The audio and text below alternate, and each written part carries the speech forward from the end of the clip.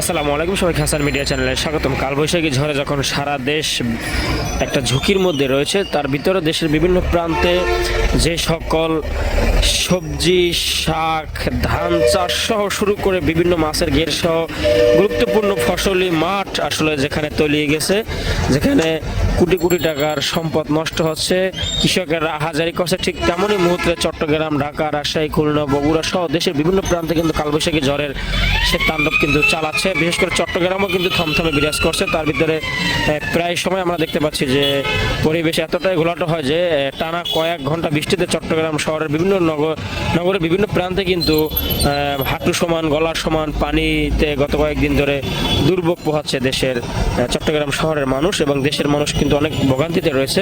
আল্লাহ পাক এ ধরনের সমস্যা থেকে সবাইকে মানে বাচ্চারা তৌফিক দান করুক এবং দ্রুত এই সমস্যার সমাধান হোক। এবং সরকার, যিনি বর্তমান সরকার রয়েছেন, উনি অন্তত ভালো মানুষ, আশা করি উনি চট্টগ্রামের যে জলাবদ্ধতা নিরসনে ভালো কাজ করবেন, এবং সিটি মেয়র যিনি রয়েছেন ডাক্তার সাদাত, উনিও ভালোভাবে কাজ করবেন, এটা আমরা আশাবাদ।